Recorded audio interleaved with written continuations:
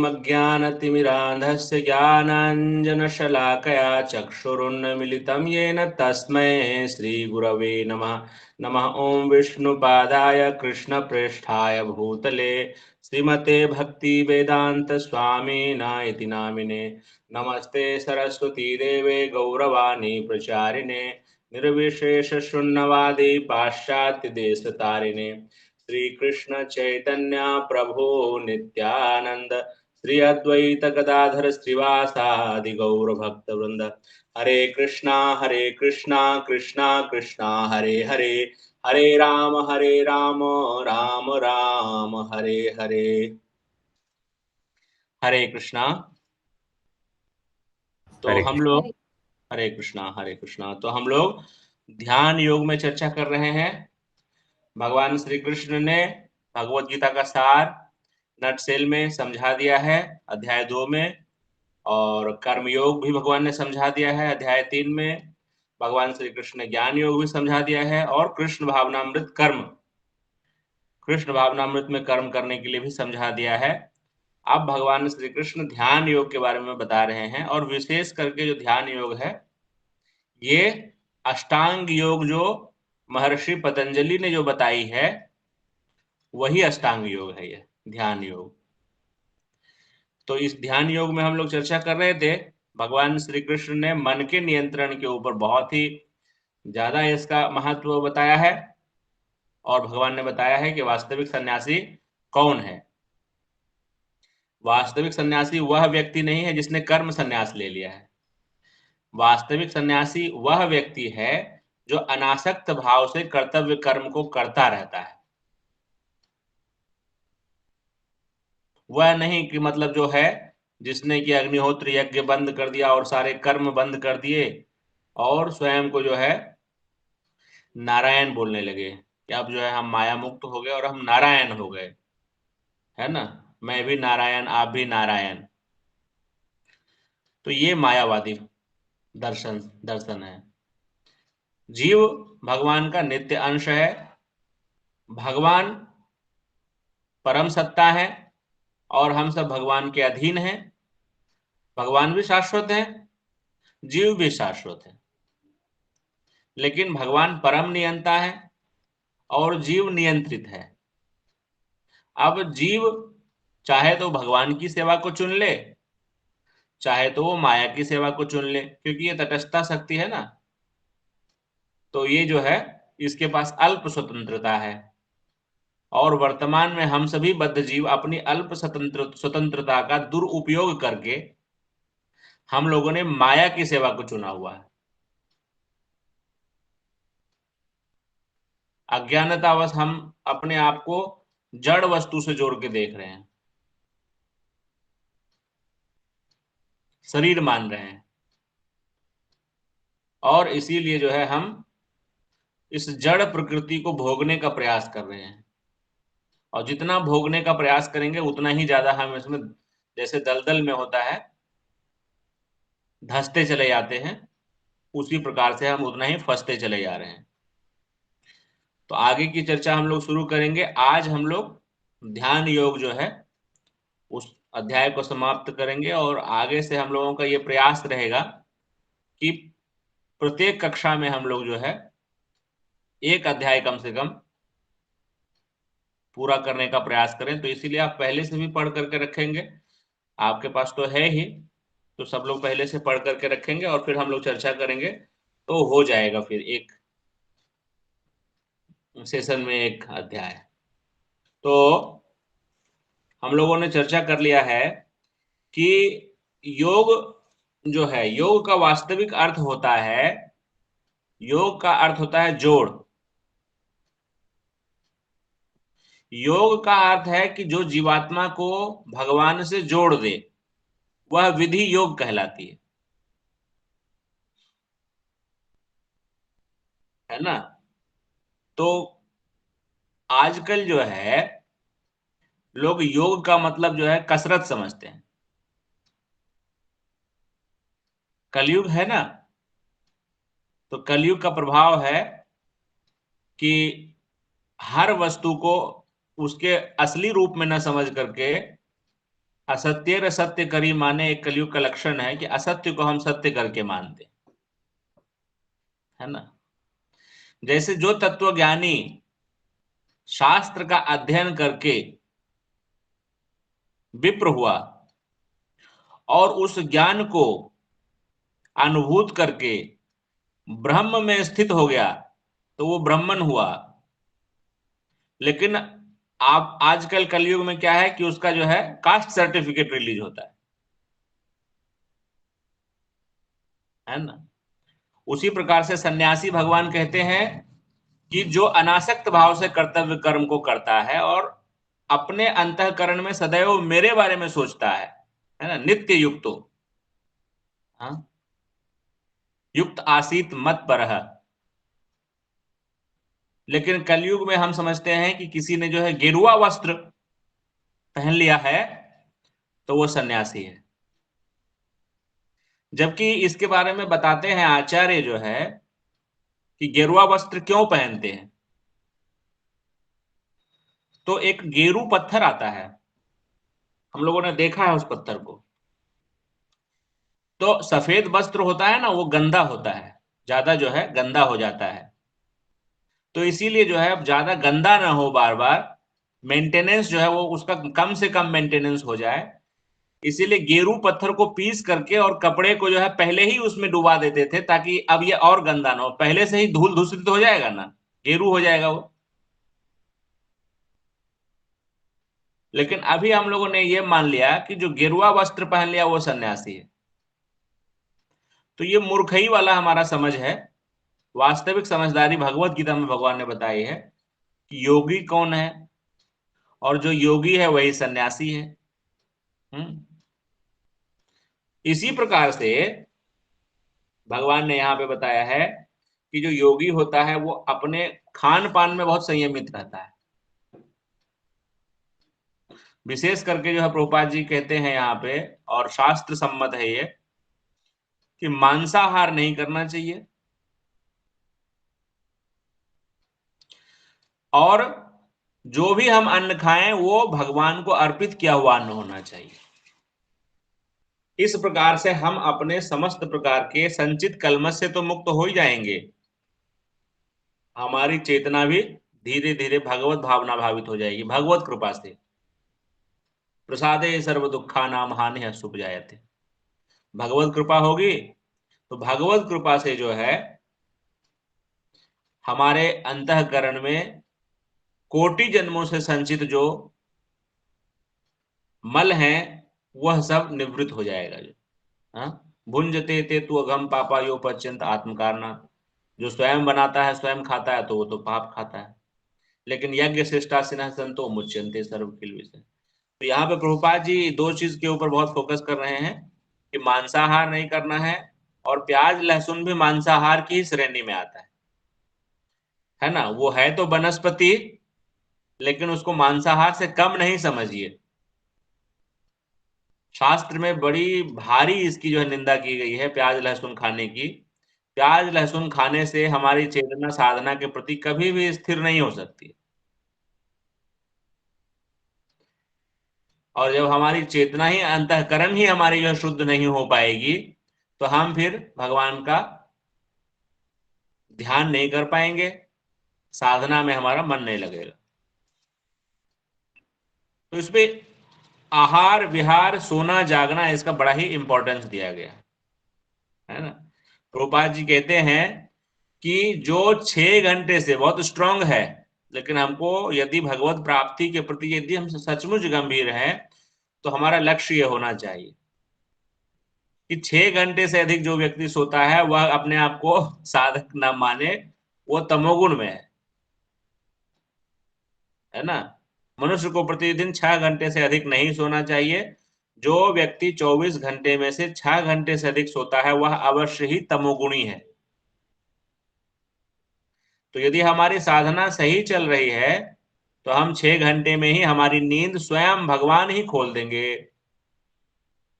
मत्त स्मृति ज्ञानम अपोहनम च। हम्म।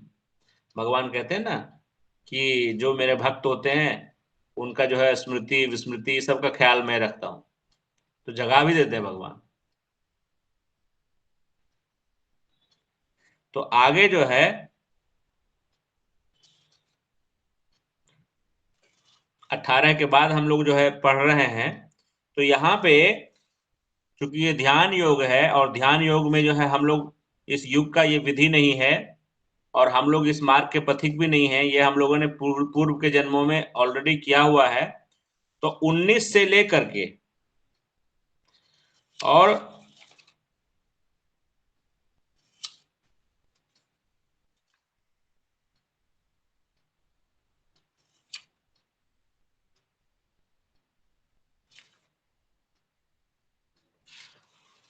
29 तक, 19 से लेकर के 29 तक एक बार में पढ़िए और सबका ट्रांसलेशन भी पढ़ दीजिए।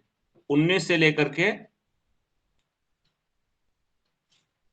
29 तक, फिर आगे चर्चा हम लोग करेंगे।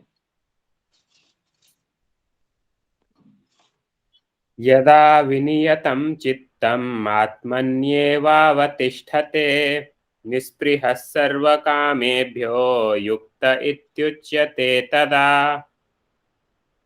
जब योगी योगाभ्यास द्वारा अपने मानसिक कार्यकलापों को वश में कर लेता है और आध्यात्म में स्थिर हो जाता है, अर्थात समस्त भौतिक इच्छाओं से रहित हो जाता है, तब वह योग में सुस्थिर कहा जाता है। यथा दीपो निवातस्थो नेंगते सोपमा स्मृता योगिनो यतचित्तस्य युञ्जतो योगमात्मनः यत्रो परमते चित्तं निरुद्धं योगसेवया यत्र चैवात्मनात्मानं पश्यन्नात्मनि तुष्यति सुखमात्यन्तिकं यत्तद् बुद्धिग्राह्यमतीन्द्रियं वेत्ति यत्र न चैवायं स्थितश्चलत् तत्त्वतः यं लब्ध्वा चापरं लाभं मन्यते नाधिकं ततः यस्मिन् स्थितो न दुःखेन गुरुणापि विचाल्यते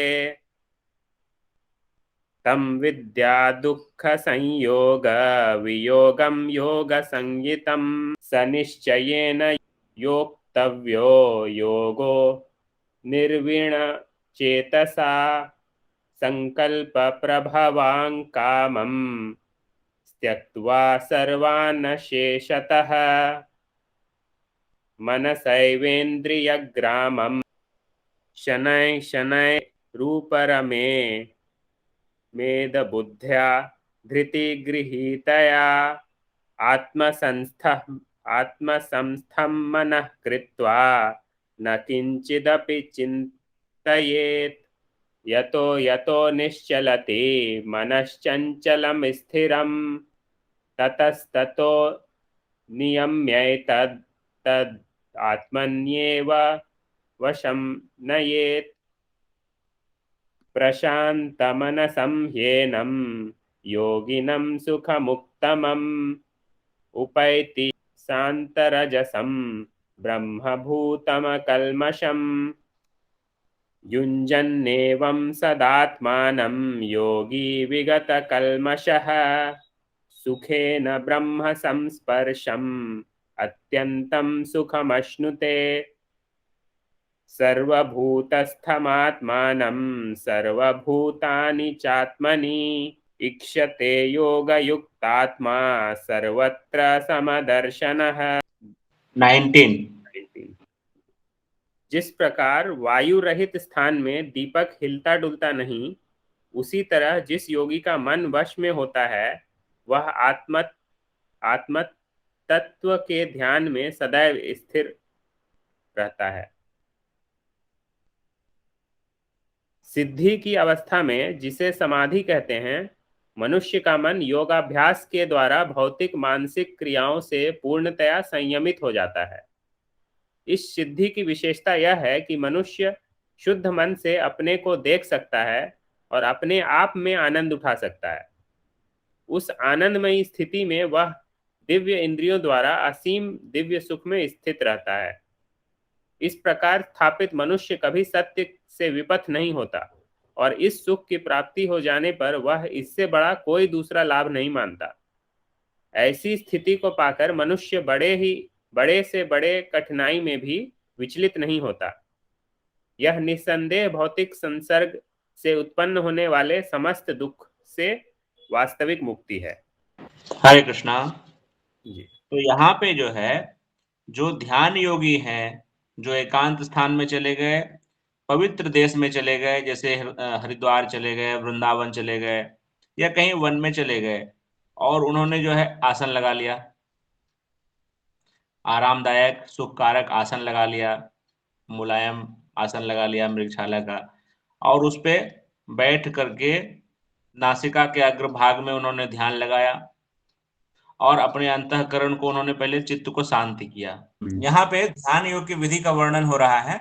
तो भगवान श्री कृष्ण बता रहे हैं कि ये जो प्रोसेस है, एकांत स्थान में, पवित्र स्थान में जाए और वहां पे स्नान इत्यादि प्रतिदिन 3 बार स्नान करे, और आसन लगा दे, जो आसन न अत्यधिक ऊंचा हो न नीचा हो, ब्रह्मचर्य का पालन करे, और फूल पत्ती इत्यादि खा करके जो है, ना अधिक खावे न कम खावे, न अधिक सोवे न कम सोवे, और पहले अपने अंतःकरण को शुद्ध करे और फिर मेरे रूप का ध्यान करे।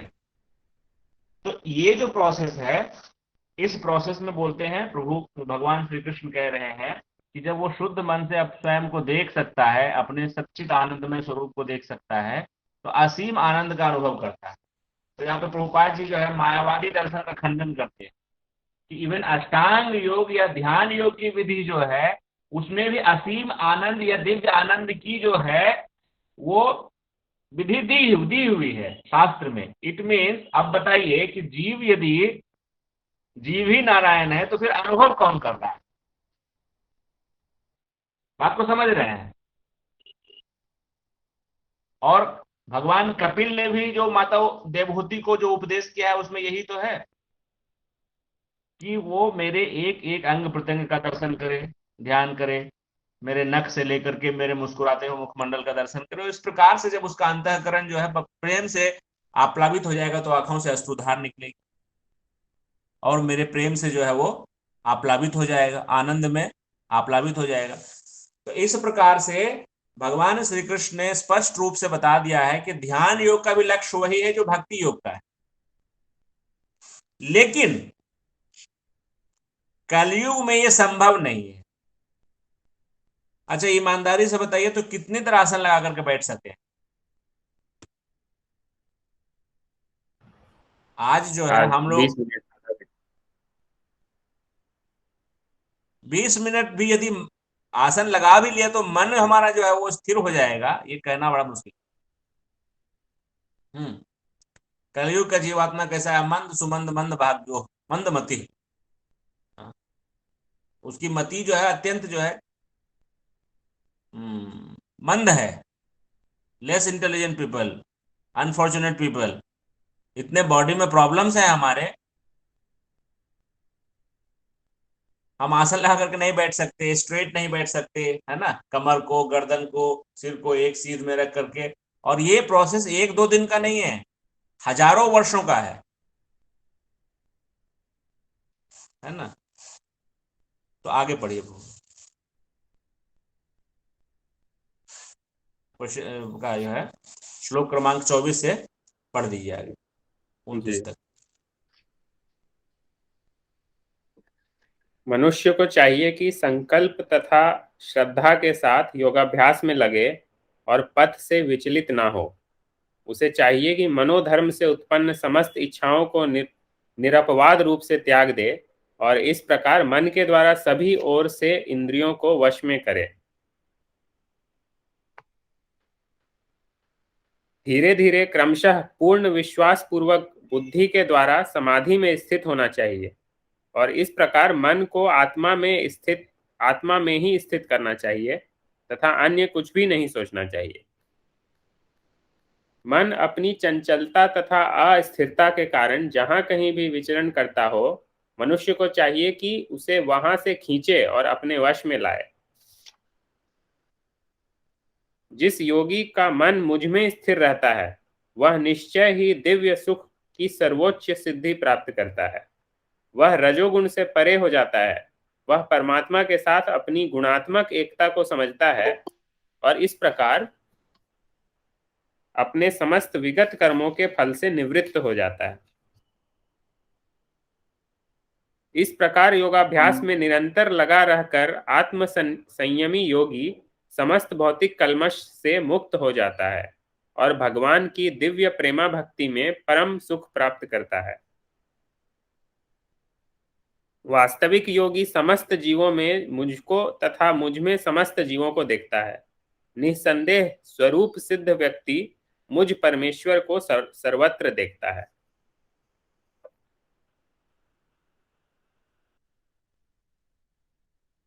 हरे कृष्णा। तो यहाँ पे भगवान ने एकदम स्पष्ट रूप से बता दिया है कि ध्यान योगी जो है उसका भी अल्टीमेट लक्ष्य भगवान ही है। अभी बहुत सारी एजेंसीज ऐसे हैं जो या तो योग का मतलब कसरत सिखाते हैं कि आपका कोलेस्ट्रॉल कैसे कम होगा,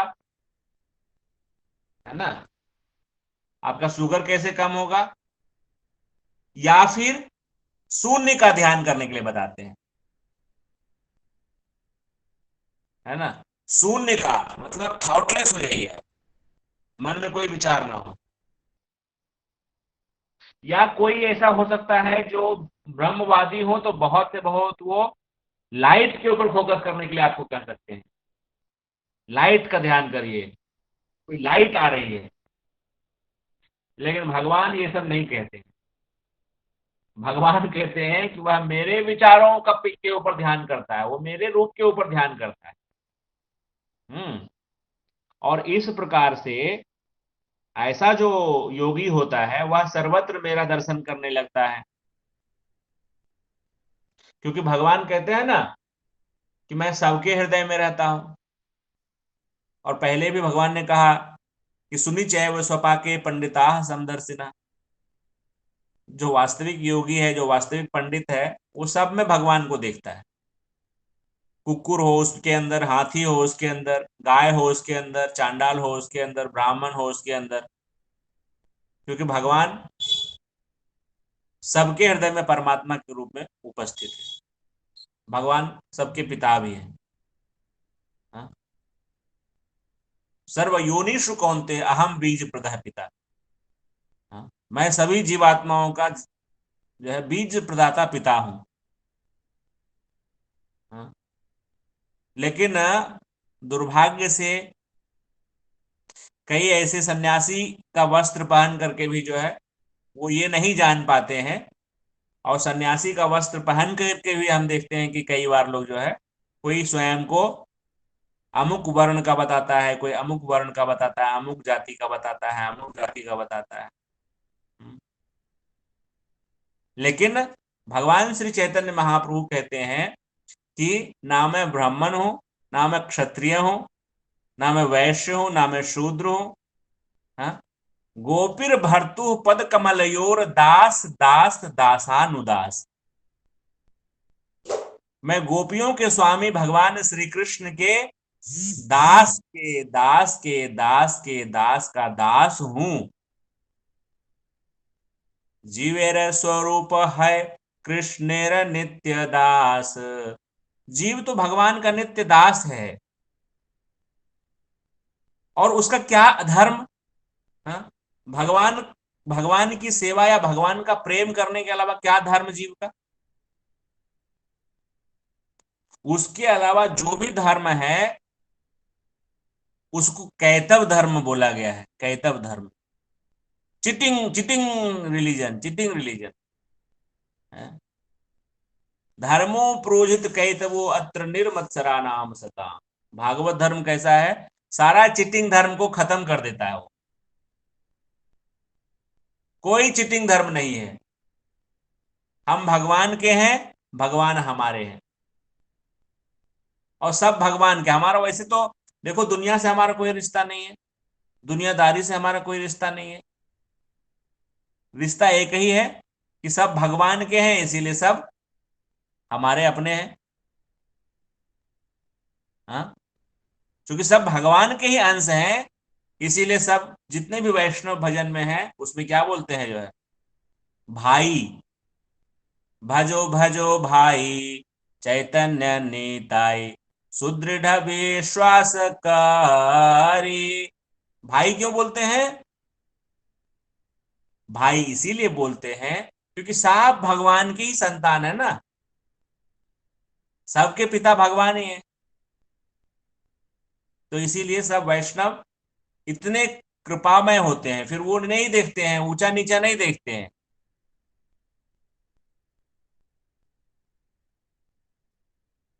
सब भगवान के बच्चे हैं तो फिर ऊंचा नीचा कैसे?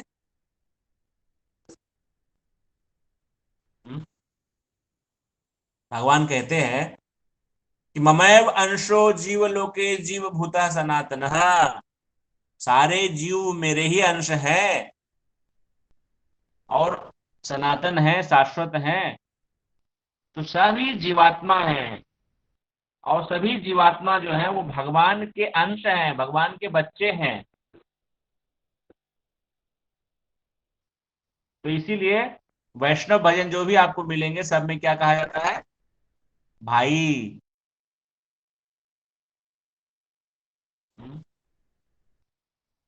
तो यहाँ पे बहुत सुंदर बात जो है भगवान कहते हैं कि जो मेरा सच में जिसको ज्ञान हो गया है, जो सचमुच में योगी है, तो वो योगी जो है कैसा होता है, वो योगी मुझे सर्वत्र देखता है और सब कुछ मुझ में देखता है। तो ऐसा जो है भागवत भागवत जी में, वह उद्धव गीता में भी भगवान उद्धव जी को भी उपदेश देते हैं। यहां तक हमारा सनातन धर्म में यहां तक भी बताया है कि जो एलिवेटेड हो जाते हैं ना संत, जो उच्च कोटि के संत होते हैं, भगवत प्राप्त संत होते हैं, वो मार्ग में जो है ना, कोई अगर कोई बंदर भी है, गधे भी हैं, तो उनको भी वो भगवान की तरह ही देखते हैं, उनको भी दंडवत प्रणाम करते हैं। और ये फैक्ट है कि हम यदि ये दृष्टि लाएं कि हर जीव में भगवान है, तो हमको हर जीव में भगवान के दर्शन होंगे। इसको हम लोग पालन करें और इसको देखने का हम लोग प्रयास करें। प्रत्येक जीव में हमको भगवान का दर्शन करना है। तो भगवान जो है यहाँ पे, अब धीरे धीरे जो है, देखिए अर्जुन का प्रश्न आएगा और भगवान जो है धीरे धीरे अब असली तत्व की तरफ आएंगे, भक्ति तत्व की तरफ आएंगे। जो योगी मुझे तथा परमात्मा को अभिन्न जानते हुए परमात्मा की भक्ति पूर्वक सेवा करता है, वह हर प्रकार से मुझ में सदैव स्थित रहता है। अब यहाँ पे कितना सुंदर बात भगवान ने बोल दिया है, भजती एकत्वम, मतलब मेरा भजन करता है, परमात्मा रूप में करे, भगवान के रूप में करे, वो मेरा भजन करता है।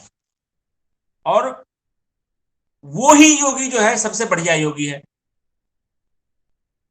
तो हम देखते हैं कि जो भक्ति योगी होते हैं वो भगवान के बारे में ही सुनते हैं, भगवान के बारे में श्रवणम कीर्तनम विष्णु स्मरणम, भगवान के बारे में सुनते हैं, भगवान के बारे में बोलते हैं, और सुनते बोलते भगवान का चिंतन भी होने लगता है। तो वही योगी है, असली योगी, जो भगवान श्री कृष्ण या भगवान विष्णु या उनके जो रूप हैं, जैसे राम जी, नरसिंह भगवान, उनके बारे में जो सदैव चिंतन करता है, उनके बारे में उनकी कथाएं सुनता है, उनके बारे में बात करता है, वो भगवान को अतिशय प्रिय है, वही सच्चा योगी है। और ऐसा जो योगी होता है उसके अंदर सच में एम्पैथी आती है। सच में एम्पैथी जो आती है, जो भगवान का नाम उच्चारण करते हैं, भगवान की लीला कथा को सुनते हैं, उनके अंदर भगवान का गुण आता है। यस्यास्ति भगवत भक्ति अकिंचना, सर्वैः गुणैः तत्र समासते सुराः, हरौ अभक्तस्य कुतो महत् गुणाः, मनोरथेन आस्ति धावतो बहिः। कि जो हरि के भक्त होते हैं ना, उनके अंदर जो है सारे दिव्य गुण प्रकट होने लगते हैं। क्योंकि आप क्या है ना, आप अनंत श्री विभूषित अनंत गुणमयी भगवान से जब जुड़ गए, है ना, आप सोर्स से कनेक्ट हो गए, तो सारे के सारे दिव्य गुण आपके अंदर प्रकट होने शुरू हो जाएंगे। जैसे अग्नि के संपर्क में कोई आता है तो वो अग्नि के गुण ले लेता है ना, उसी प्रकार से आप भगवान के संपर्क में आएंगे तो आपके अंदर भी भगवत्ता जो है, भगवत प्रकाश आने लगेगी। इसीलिए आप भी वैसा ही फील करेंगे जैसे भगवान फील करते हैं। इसी को बोलते हैं कृष्ण भावनामृत। दुनिया को ऐसे देखना है जैसे भगवान दुनिया को देखते हैं। तो यहाँ पे अर्जुन जो कह रहे हैं, वो कह रहे हैं कि आपने जो अभी बताया योग पद्धति या अष्टांग योग पद्धति, ये तो बहुत ही कठिन है और मैं समझता हूं कि ये मैं फॉलो नहीं कर सकता। क्यों? चंचलम ही मन कृष्ण प्रमाथि बलभद्रम तस्याहम निग्रहम मन्ये वायोरिव सुदुष्करम।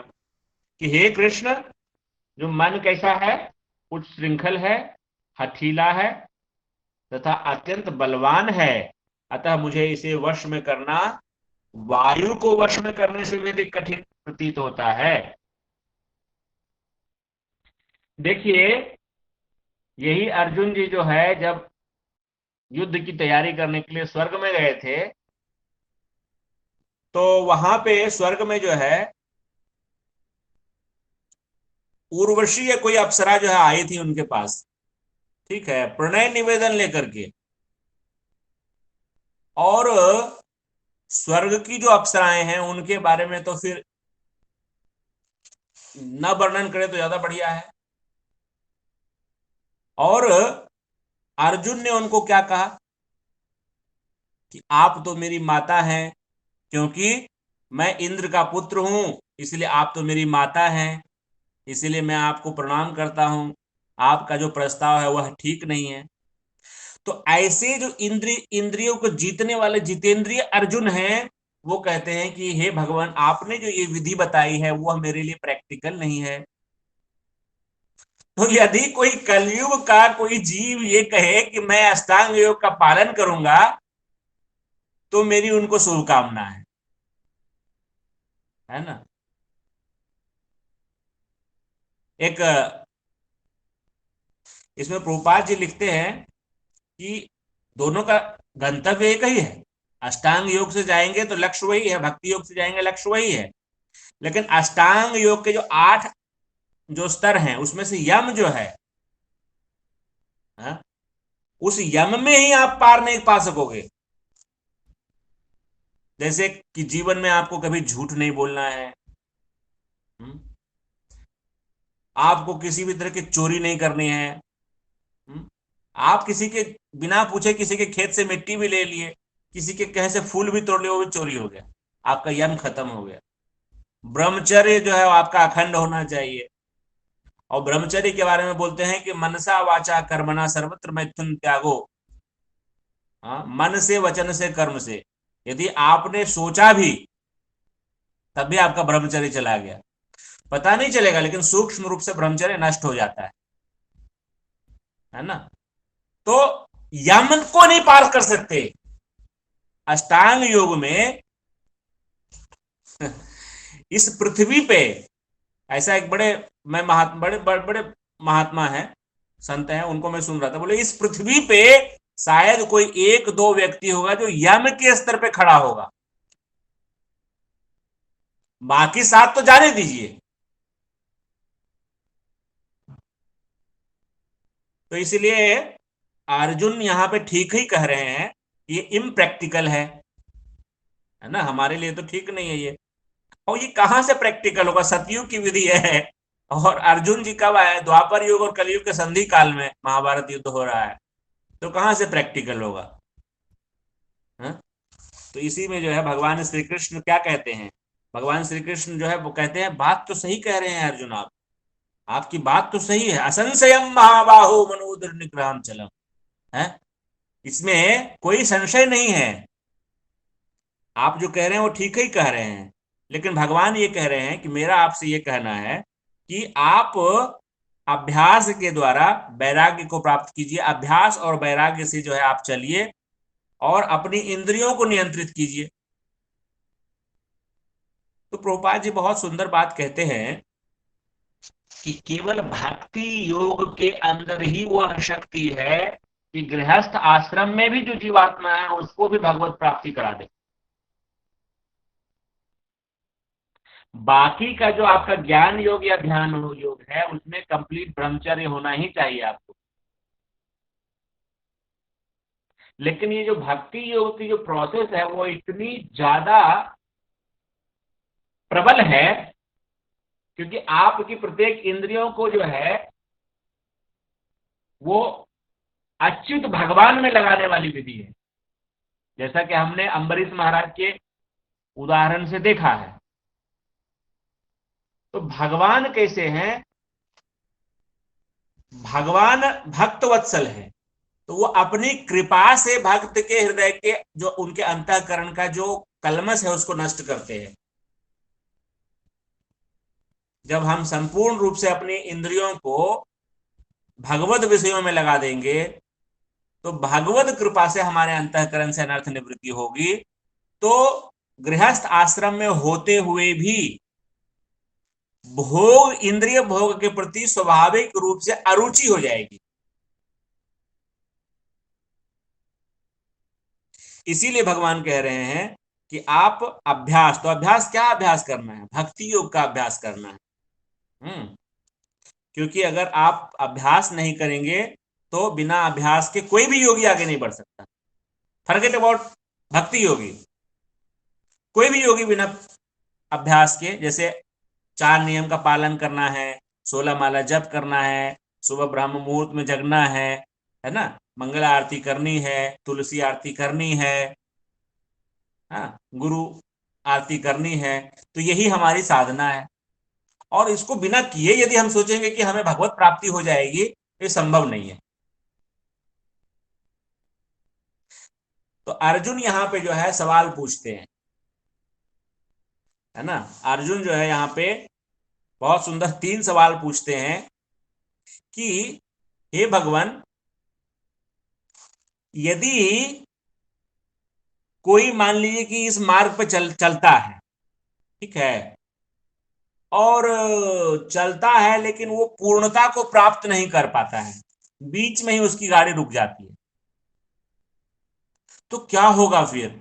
ऐसा तो नहीं होगा जैसे कहते हैं कि जो है माया मिली न राम, है वो जो है वो उसकी स्थिति कहीं ऐसा तो नहीं होता जैसे कि आकाश में कोई बड़ा बादल का, आपने देखा होगा बड़ा बादल होता है तो उसका कोई छोटा टुकड़ा होता है ना, तो वो हवा में ऐसे ही उड़ जाता है, कुछ पता ही नहीं चलता कहाँ गया। तो कहीं कहीं ऐसा तो नहीं कि वो नष्ट भ्रष्ट हो जाता है, हाँ, छिन्न भिन्न हो जाता है, क्या कैसे क्या होता क्या है उसके साथ? तो मेरा ये संदेश है, हाँ, कई बार हम लोगों के मन में ये डाउट आ सकता है ना कि इस प्रोसेस, ये तो बड़ा कठिन प्रोसेस है भक्ति योग का, कहीं ऐसा ना हो कि हम ये 4 नियम भी उठा लें और 16 माला भी उठा लें और उसके बाद कुछ न मिले तो एक बार प्रभुपाद जी से एक पत्रकार ने पूछा कि प्रभुपाद जी, आप लोगों को बताते हैं कि आप मांसाहार मत करिए, व्यभिचार मत करिए, नशापान मत करिए, हाँ, और आप 16 माला जप बताते हैं, अच्छा अगर मान लीजिए कि ये सब करने के बाद मृत्यु के वक्त पता चला कि भगवान कृष्ण हैं ही नहीं, तो प्रभुपाद जी ने बहुत सुंदर उसको बताया पत्रकार को कि अच्छा एक बात बताओ, तुम जो है मांसाहार भी करते हो, व्यभिचार भी करते हो, नशापान भी करते हो, भगवान का भजन भी नहीं करते, और तुम्हें यदि मरते वक्त पता चलेगा यमराज है तो ये संशय कौन दूर कर सकते हैं? तो यहाँ पे भगवान श्री कृष्ण जो है बहुत सुंदर जो है यहाँ पे समझाते हैं अर्जुन को, क्या कह रहे हैं?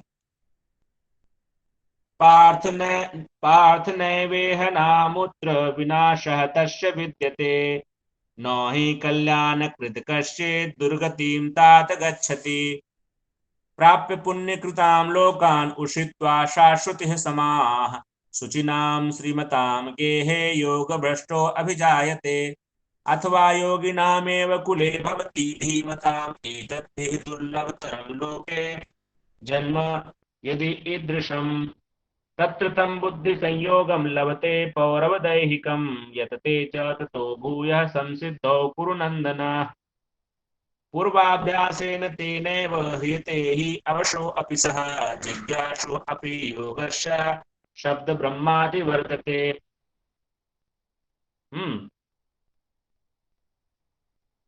प्रयत्नात् यतमानः तु योगे संशुद्धः किल्बिषः अनेक जन्म संसिद्धिः ततः याति पराम गतिम्।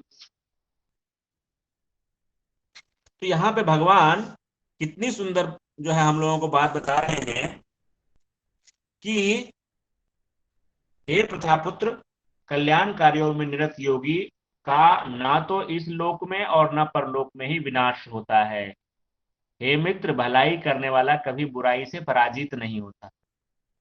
याद करिए, भगवान श्री कृष्ण ने जो है दूसरे अध्याय में भी बताया था कि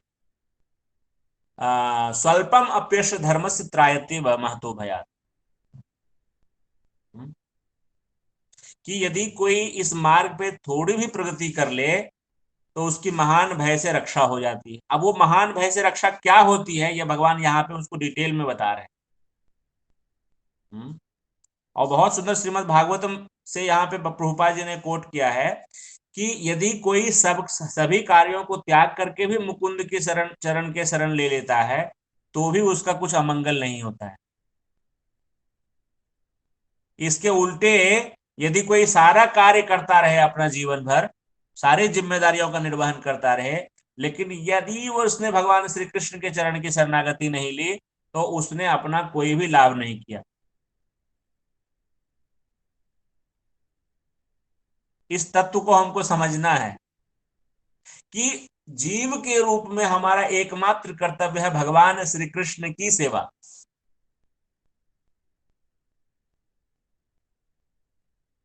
बोलो कृष्ण करो, कहो कृष्ण करो कृष्ण शिक्षा, यह हमारी मूल स्थिति है ना। बाकी जो प्रपंच है ये केवल माया के द्वारा ही रचित।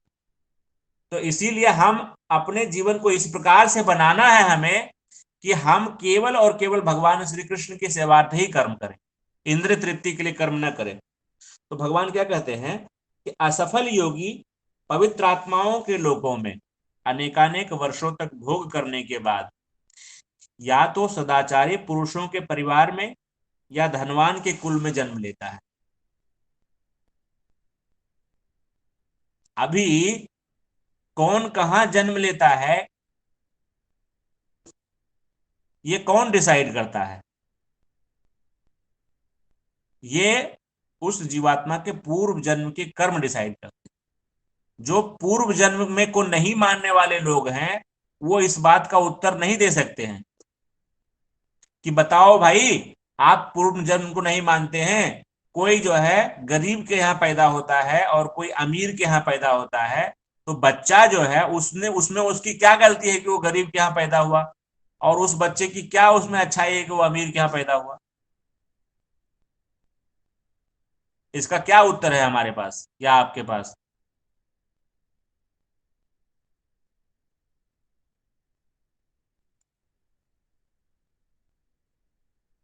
क्या आपको लगता है कि इसका कोई उत्तर है? है ना। तो यहाँ पे ये केवल और केवल जो है continuous repeated birth and death से ही डिफाइन हो सकता है और पता चल सकता है कि यहाँ भगवान बता रहे हैं कि मान लीजिए कि कोई योगी है, ठीक है, उसने थोड़ा सा योग के रास्ते पे चला है, बहुत इंटेंस उसने फॉलो नहीं किया, थोड़ा सा किया, स्वल्पम अभ्यास, जैसे भगवान स्वल्पम अभ्यास, तो भी उस थोड़े से धर्म के कारण जो है वह उच्च लोकों में चला जाएगा और बड़े लंबे काल तक सुख भोगेगा। और उस सुख को खत्म करने, उस पुण्य को खत्म करने के बाद ते त्वं भुक्त्वा स्वर्ग लोकम विशालम क्षीणे पुण्यम मृत्यु लोके विसंति, फिर से उसको पृथ्वी पे जन्म मिलेगा और अच्छा जन्म मिलेगा, है ना। मान लीजिए 5 स्टार होटल में हम नहीं रुक सकते, मेरे पास पहले तो 1 करोड़ रुपए था, तो मैं 5 स्टार होटल में रुकता था। अब मेरे पास 1 लाख रुपया बचा है, ठीक है, तो अब ठीक है, 5 स्टार में नहीं रुक सकते, 3 स्टार में तो रुक सकते हैं ना, 2 स्टार में रुक सकते हैं। उसी प्रकार से जब कोई उच्च लोक से गिरता है तो उसका जो शेष, जो पुण्य बचा रहता है, उसके कारण वो मृत्यु लोक में धनवान के यहाँ जन्म ले लेता है। या कोई मान लीजिए गंधर्व लोक से गिरा तो यहाँ पे बहुत अच्छा संगीतकार बन जाएगा, है ना, सिंगर, डांसर। आप देखेंगे कैसे कि अरे ये तो जन्म से मेधावी है, प्रतिभावान है। अरे भाई, अगर मान लीजिए कि वो ऐसे लोक में है जहां पे नाचना गाना ही वहां का मुख्य व्यवसाय है, और वहां से किसी ने मृत्यु लोक में जन्म लिया है, तो निश्चित रूप से उनके अंदर वो क्वालिटी जो है बाकी लोगों से मृत्यु लोक में जो है उनसे बहुत ऊंची क्वालिटी होगी। बिना अत्यधिक प्रयास के वो एक्सपर्ट हो जाएंगे नाचने गाने में, है ना। और भगवान आगे कहते हैं कि यदि कोई लंबे टाइम तक फॉलो किया और उसके बाद यदि उसका पतन हो गया, अगर मान लीजिए पूरा नहीं कर पाया, तो वो ऐसी योगी परिवार में, भक्त परिवार में जन्म लेगा जहां उसको ऐसी सुविधा मिलेगी जिससे कि वो आगे कंटिन्यू कर सके। और निश्चित ही यह जन्म दुर्लभ है। जैसे हमने देखा है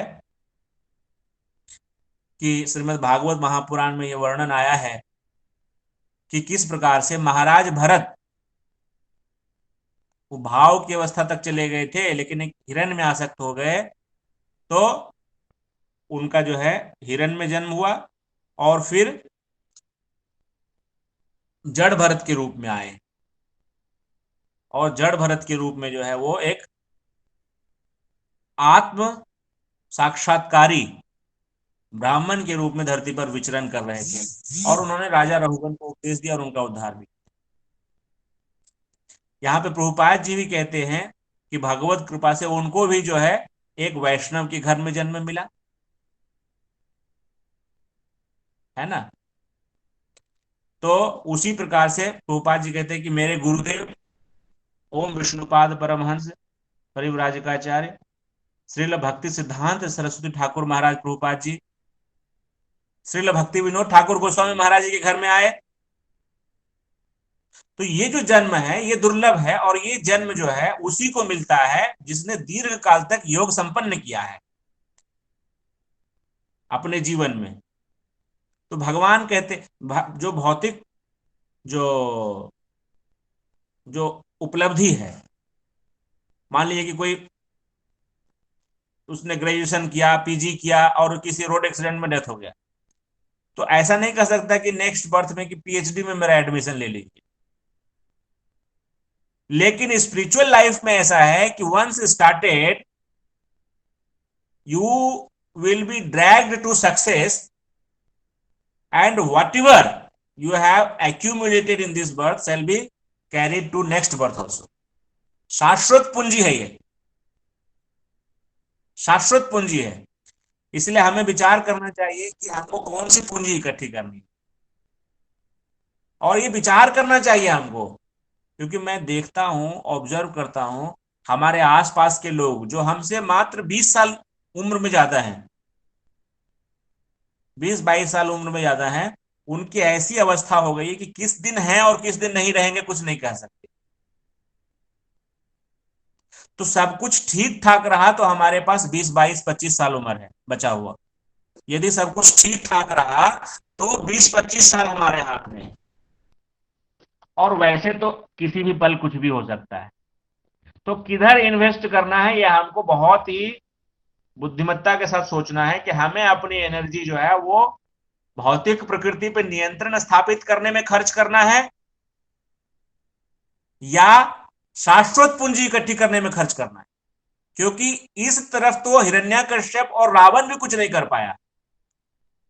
हिरण्याकश्यप तो कहता है कि जब मैं अपनी भ्रिकुटी टेढ़ी करता हूं तो ब्रह्मा शिव भी थर थर थर थर कांपने लगते हैं, और वो हिरण्याकश्यप भी नहीं कुछ कर पाया।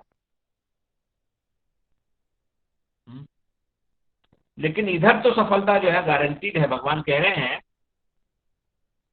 कि पूर्व जन्म के संस्कार से दैव योग से जो है वो इस योग को फिर से आगे कैरी करता है और निश्चित रूप से जो है वो मुझे प्राप्त कर लेता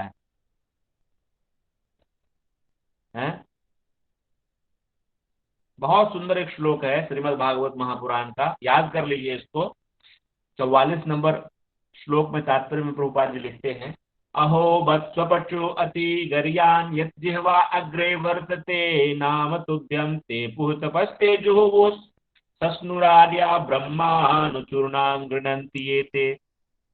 यहाँ पे माता देवहूति कहती हैं कि हे भगवान, जो लोग आपके पवित्र नाम का जप करते हैं, है ना, जो लोग क्या करते हैं, हरे कृष्णा कृष्णा कृष्णा हरे हरे, हरे राम राम राम हरे हरे, जो लोग इस प्रकार से जप करते हैं, वे चाहे वो चांडाल के परिवार में भी जन्म लिए हों, वो आध्यात्मिक रूप से अत्यधिक प्रगत हो चुके हैं, क्योंकि ऐसे जप करता निस्संदेह सभी प्रकार के तप और यज्ञ कर चुके होते हैं, तीर्थ स्नानों में स्नान कर चुके होते हैं और समस्त शास्त्रों का अध्ययन कर चुके होते हैं।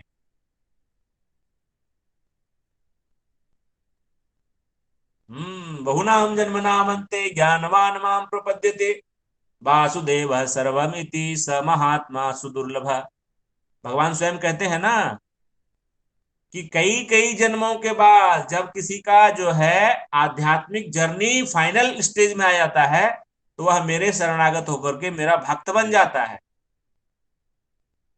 और भगवत श्रीमद् भगवत गीता का परम गुह्य ज्ञान क्या है? What is the most confidential knowledge of Shrimad Bhagavad Gita? 18.64-65, मन मना भव मदभक्तो मदयाजी माम नमस्कुरु। हाँ? भगवान धीरे धीरे धीरे धीरे धीरे, भगवत गीता में भक्ति के अलावा कुछ नहीं है। जो लोग जिनके ऊपर जगत गुरु स्वामी श्रील प्रभुपाद जैसे शुद्ध भक्त की कृपा है, वो समझ सकते हैं इस चीज, उनकी कृपा से हम समझ सकते हैं। अन्यथा हमें ये लगेगा कि भगवत गीता में ज्ञान योग भी है, ध्यान योग भी है, भक्ति योग भी है, ये सब कुछ है, लेकिन एक्चुअली योग का मतलब जो डायरेक्टली जो आप भगवान से जो कनेक्ट होते हैं, तो जो जो कनेक्टिंग पॉइंट है वही है भक्ति योग। उसके पहले कई सारे पॉइंट्स हो सकते, चेन में जो होते हैं ना, कई सारी कड़ियां होती है ना, तो वो अलग अलग कड़ियां हैं, लेकिन जो फाइनल कड़ी है जो कनेक्ट करती है हमको भगवान से, वो है भक्ति योग। मतलब हमने भगवत धाम में एंटर करने के लिए कदम उठाया हुआ है, एक कदम हमारा भगवत धाम के अंदर प्रवेश कर चुका है, एक कदम जो है बस ये शरीर छोड़ने का है। बस ये शरीर जिस दिन छूटा है, उस दिन हम भगवान के धाम में एंटर, प्रोवाइडेड कि जिस प्रोसेस को हमने शुरू किया है उस पर निष्ठा पूर्वक हमको जीवन व्यतीत करना है। बीच में यदि हाथ छुड़ा करके जाएंगे तो फिर देर तो होगी ना। तो यहाँ पे भगवान जो है कहते हैं कि योगी पुरुष तपस्वी से, ज्ञानी से तथा सकाम कर्मी से बढ़कर होता है, अतः हे अर्जुन तुम सभी प्रकार से योगी बनो। योगी का मतलब समझ रहे हैं ना?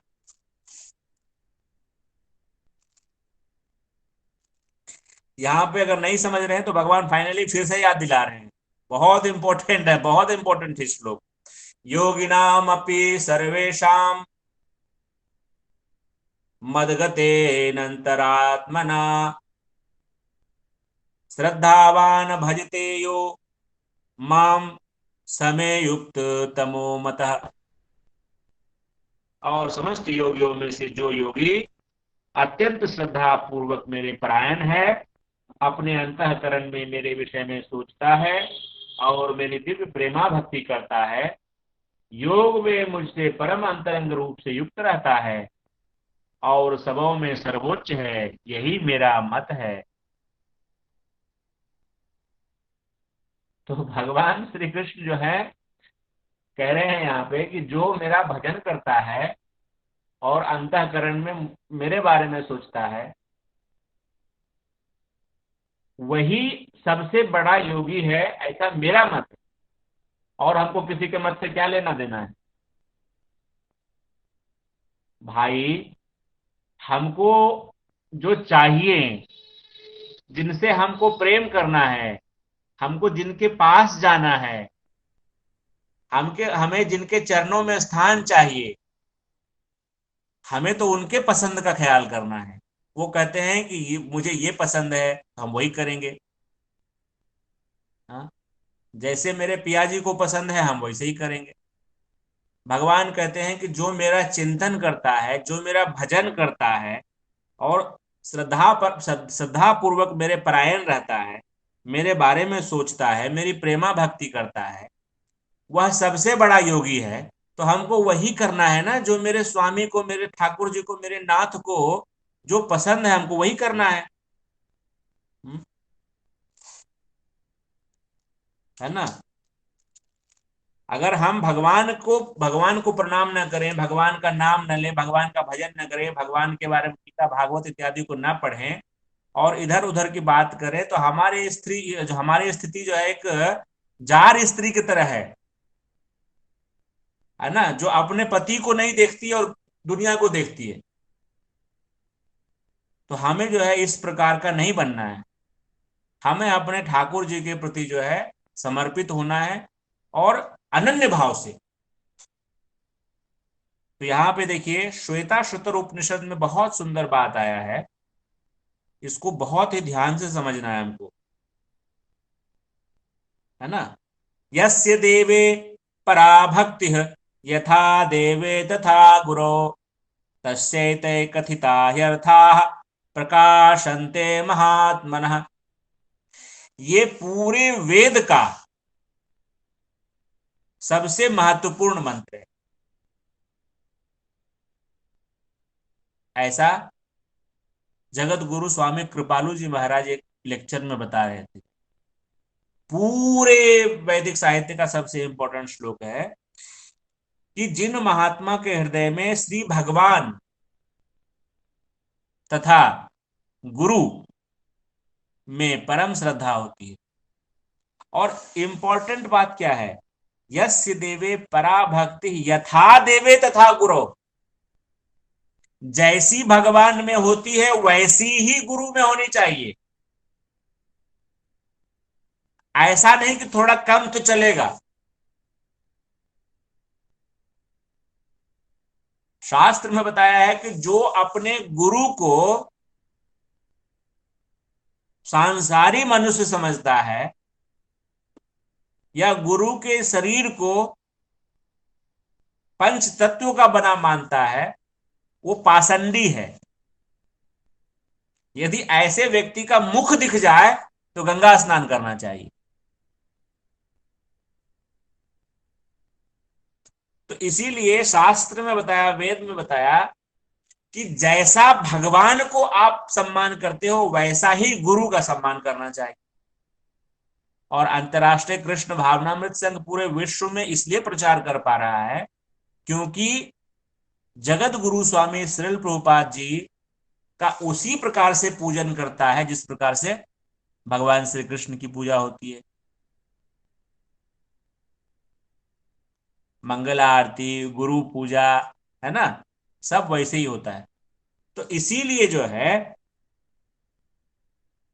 यदि हम गुरु में और भगवान में सच्ची श्रद्धा रखेंगे तो ये दिव्य ज्ञान हमारे अंतःकरण में, वेद क्या कहते हैं कि स्वतः ही स्फुट हो जाता है। तेने हृदय आदि कवये मुह्यन्ति यत् सूर्यः। श्रीमद् भागवत महापुराण प्रथम श्लोक। तेने हृदय आदि कवये। आदि कवये का मतलब, आदि कवि कौन है? भगवान है। आदि कवि कौन है? भगवान है। तो उन्होंने जो है ब्रह्मा जी के हृदय में क्या किया? दिव्य ज्ञान। और इसलिए हम लोग भजन भी गाते हैं ना, दिव्य ज्ञान हृदय प्रकाशित प्रेम भक्ति यहाँ है ते अविद्या विनाशायाते। दिव्य ज्ञान हृदय प्रकाशित आहा गुरु कर दया देह मोरे पद छाया हे भया त्रिभुवना प्रभुपाद पतित पावना जय प्रभुपद श्रील प्रभुपद गुरुदेव जय गुरुदेव निताय गौर हरि बोल हरि बोल हरि बोल निताय गौर हरि बोल। अब जो है देखिए यहां अब भगवान श्री कृष्ण ने आपको इस जगह पे लाके खड़ा कर दिया है जहां भगवान श्री कृष्ण अपने हृदय की बात बताना चाहते। तो ये भगवत गीता में 18 अध्याय है, 18 अध्याय है ना। उसमें से जैसे आप कभी ज्वेलरी लेने के लिए जाएंगे, सोना लेंगे, कोई सोने की अंगूठी लेंगे, तो नीचे से और ऊपर से दोनों तरफ से केस रहता है, केस है ना, और बीच में अंगूठी रहती है।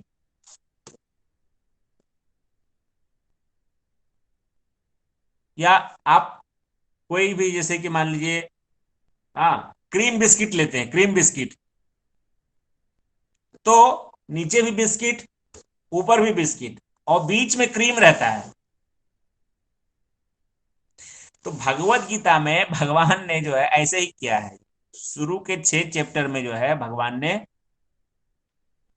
ज्ञान को रखा है, पीछे के 6 चैप्टर में ध्यान को रखा है, और असली तत्व को बीच में छुपा करके रखा है भगवान। 7 से 12 भक्ति योग। तो आगे के क्लास से हम लोग जो है अब अध्याय 7 भगवत ज्ञान के ऊपर चर्चा करेंगे। ये भगवत गीता के अंदर भगवान ने अपना हृदय खोला है, और भगवान जो है यहां पे केवल और केवल एक ही बात बता रहे हैं शुरू से अंत तक। सुनो, मेरी भक्ति करो, सुनो,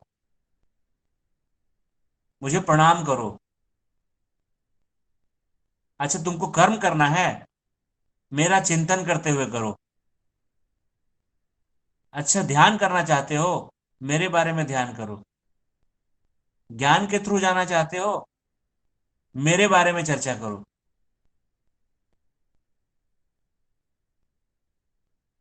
ये समझ लीजिए कि माया, हम देखते हैं ना देवी, देवी का रूप देखते हैं ना, अष्टभुजी, कैसे एकदम बिल्कुल सिंह पे सवार, और किसी हाथ में भाला है, किसी में फरसा है, किसी में तलवार है, किसी में खड़ग है, किसी में सांप आ रहा है ऊपर से, और छोटा सा जीव है, क्षुद्र क्षुद्र जीव है, और उधर नारायणी। जेल के अंदर जो है जब तक कैदी जेल के नियमों के अनुसार रहता है तब तक जो है सब ठीक है, लेकिन जैसे ही कोई कैदी जेल को लांग के बाहर निकलना चाहता है, पूरा सारा मैकेनिज्म जो है हूटर बजने लगेगा और सारे के सारे फोर्स उसके पीछे लग जाएंगे। उसी प्रकार से जैसे ही आप आध्यात्मिक पथ का चयन करते हैं, वैसे ही सारे के सारे फोर्स जो है माया के जो है वो आपको इस भौतिक जगत में रिटेन करके रखने के लिए लग जाएंगी। और उसमें जो सबसे बड़ा एजेंट है, जो माया का सबसे बड़ा एजेंट है, वो है मन, माइंड। और उस माइंड को बिना भगवान की शरणागति कर किए हुए, बिना अपनी समस्त इंद्रियों को, और मन क्या है, समस्त इंद्रियों का हेड ही तो है, राजा है समस्त इंद्रियों का, मन ही सबको नियंत्रित कर रहा है। तो जब तक मन समेत सभी इंद्रियों को भगवान कृष्ण के ऊपर न लगा दिया जाए, तब तक ये संभव ही नहीं है कि माया का पराभव हो सके। माया दैवी येषा गुणमयी मम माया दुरत्तया मामेव ये प्रपद्यन्ते मायाम एताम तरन्ति ते। भगवान क्या कहते हैं, एक ही रास्ता है बस, भगवान वहां नहीं कहते 3 रास्ता है। माम एव ये प्रपद्यन्ते, भगवान कहेंगे सुनो माया, सुनो नारायणी, सुनो वैष्णवी, दुर्गे,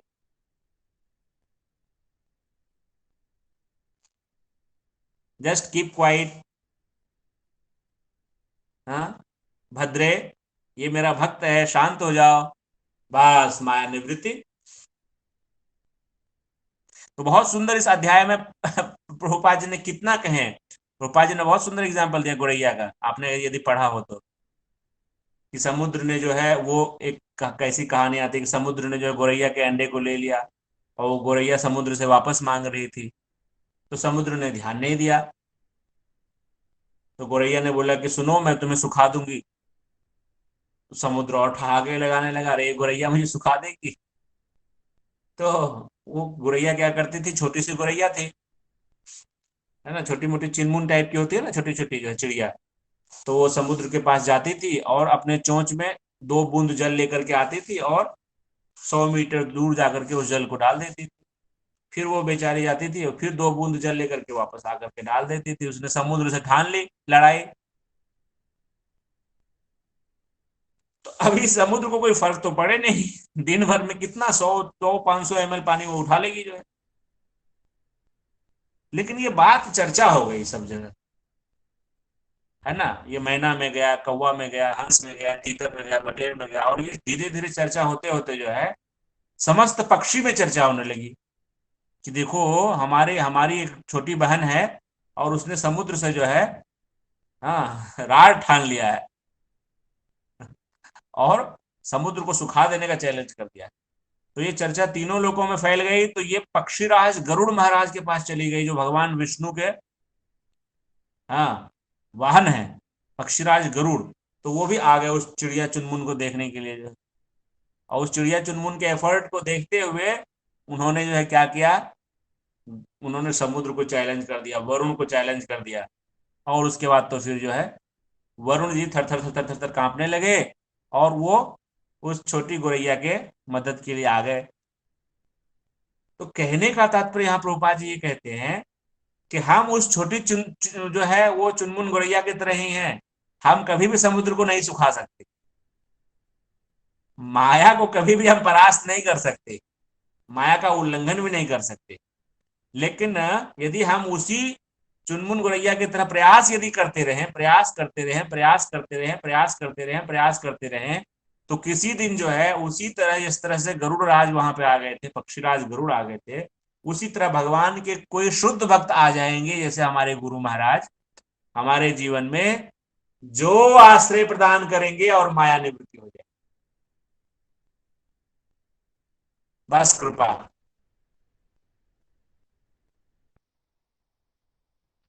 तो इसीलिए हम लोग भगवत कृपा की याचना करते हैं, चाहे हम तुलसी महारानी की पूजन करें, गुरु महाराज जी का पूजन करें, राधा रानी का पूजन करें, गौर निताई जी का पूरा पूजन करें, भक्त बस कृपा की याचना करते हैं, आहारितु की कृपा। पतित पावना हेतु तव अवतार, मोसम पतित प्रभु न पाइबे आर।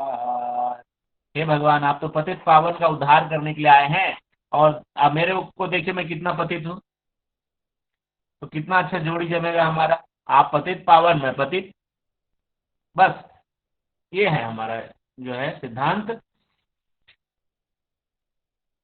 हमारी कोई क्वालिफिकेशन नहीं है, बस हम जो हमें इंस्ट्रक्शन मिला है गुरु महाराज जी से उसको फॉलो करना है, उस पर चलना है। एक न एक दिन गुरु कृपा होगी, भगवत कृपा होगी, माया निवृत्ति हो जाए।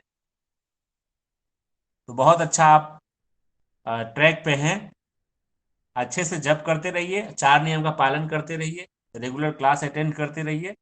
निश्चित रूप से जो है इस भगवत रस का अनुभव आप भी करेंगे, क्योंकि ये सबकी संपत्ति है, भगवान तो सबके हैं।